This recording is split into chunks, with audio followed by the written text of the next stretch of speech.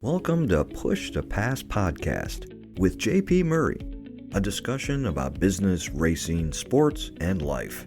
This podcast delivers insights on what makes businesses, teams, and people successful based on real-life business experiences. Following a career with America's largest associations, JP Murray founded the Murray Company, one of Washington, D.C.'s most successful consulting firms. The company was acquired successfully and enabled him to launch JP Murray Racing, a business development and sponsorship agency for auto racing teams. Here is JP.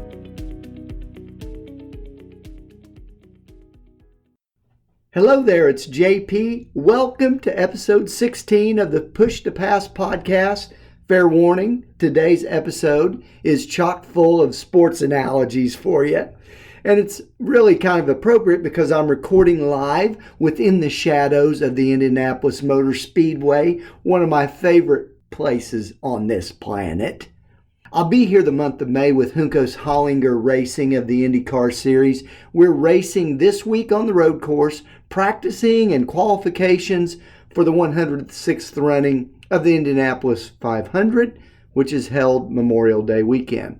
Lots of content on my social channels with video from the Brickyard, so I hope you'll engage in those and enjoy them. But let's talk a little bit about Major League Baseball and how it lost me.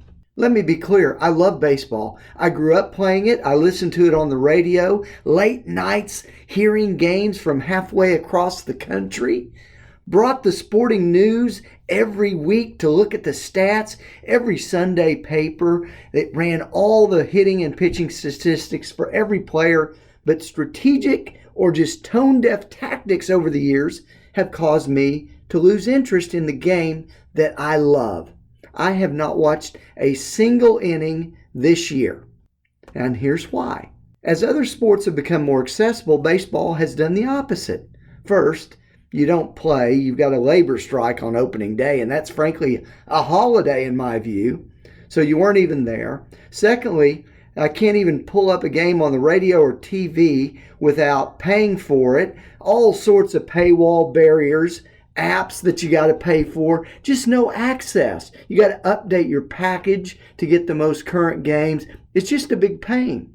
And this is a business dynamic where most content or much content is free. And don't get me started that the World Series rolls around and I've got to stay up past midnight, usually 1 o'clock, to compete a game. All these restrictions and barriers. It is just too difficult to enjoy this game that I love. And I have lots of options. So you lost me. And if you lost me, you probably lost other fans. But the business case is this. Make things smooth and easy for your customers. Give things away. Be accessible. The second topic we've got today is, what is your secret recipe? A friend asked me last week and we compared some notes.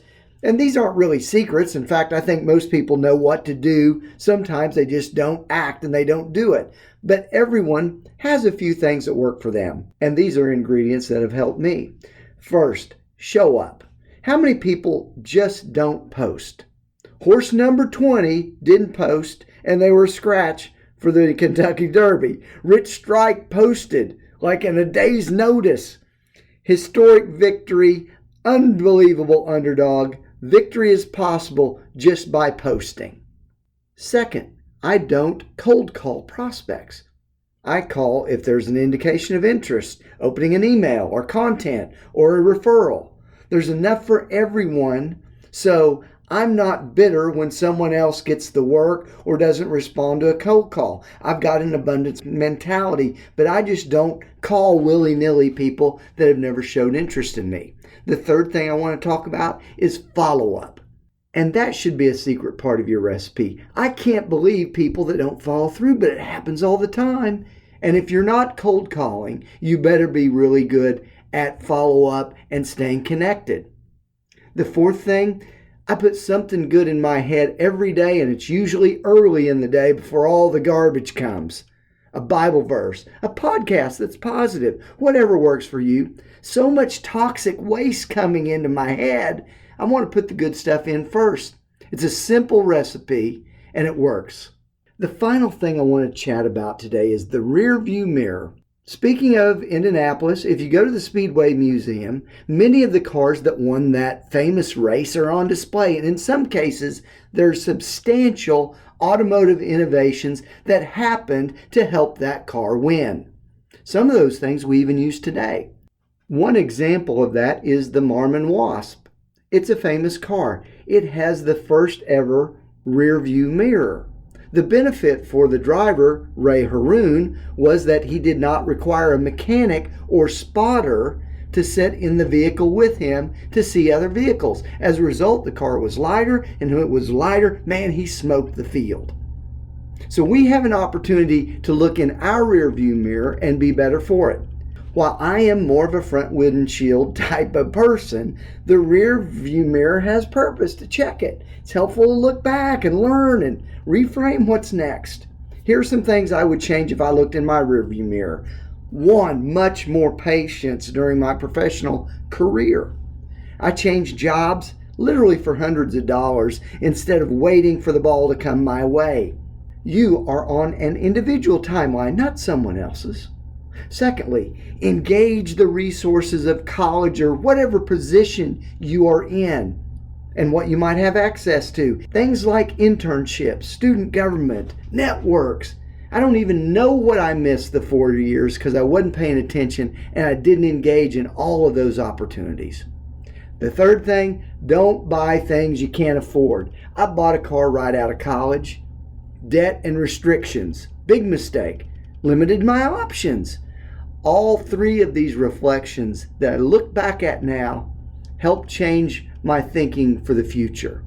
I've got much more patience. I'm much more fully engaged in the opportunities that are in front of me, and I really don't buy things to impress others where the cash just isn't there. So peek in that rear view mirror and learn from it. So my theme today for you, friends, is be accessible. Don't forget to show up and have more patience. Hey, I thank you for listening. Please share the podcast to a friend. And I can't wait to speak with you next week on the Push to Pass podcast.